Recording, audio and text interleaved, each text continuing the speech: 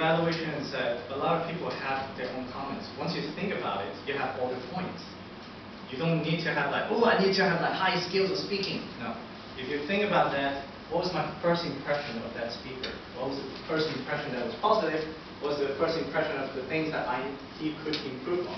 And when you give that time, you will think of it. Now in contest, you only have 5 minutes to think of that. Okay? So right now we still have the time. Here's the other question that you have to think about. When you give that comment in the evaluation, which point will help his speech more? The time, the eye shifting, the message, the wrap-up? Which point would it be that would help his speech enhance even more for the next time? I would say the last part, wrap-up of his learning journey. Okay, that could be one. What's another one? Message. Message. Why message is important? Because it's the body, the main points. Those are the main points. Okay. Could be it. Now, your title is My Toastmasters Journey. What's the first thing that you think about when people say My Toastmasters Journey, or any journey, like my journey? What do you expect the person to give you? What did he learn from the journey? Right, what did he learn? Okay. Now, so far, he tells us directly about his experience as a Toastmasters. Okay. But specifically, what did he learn? He really never told us. So that's one thing that you may want to think about when you are giving an evaluation for title. It's a very important part too. When you think about improvements, what is the point that will help the speaker improve more the next time?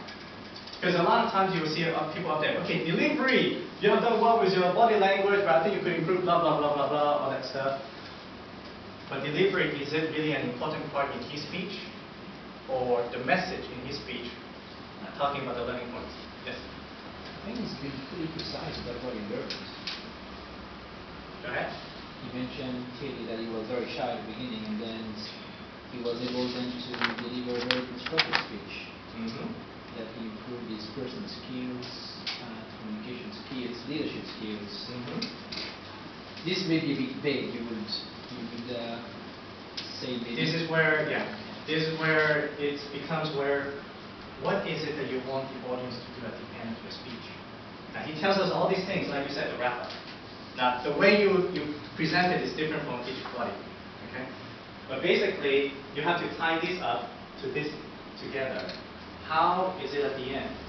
What the speaker needs to do to make the audience feel, okay, I gained something. Now, it doesn't have to be a message to be inspirational.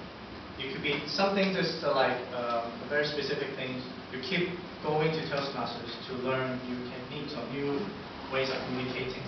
I have learned this in Toastmasters, where you go to advanced clubs and you improve the way you talk, interact, interpersonal skills with each other. Maybe you could have shared with us something that you have learned, like asking questions. Maybe it could be the way you present your words, how you reword those the specific words to get the girls that you want, maybe. Something like that. All depends on how his presentation is and what you think the improvement should be. Because everyone has their own, how should I say, have their own methods. Everybody has their own methods. So you have to think about how this wrap-up is going to help. But mainly, is the speaker's ending. What does he want the audience to do? Is it just giving information, receive, and that's it? Or does he want to do more? So that's something you have to think about in that evaluation. Okay? All right.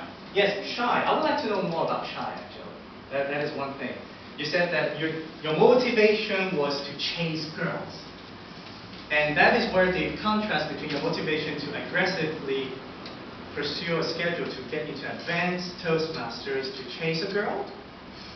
Or is it to chase a girl first and then afterwards to discover that you...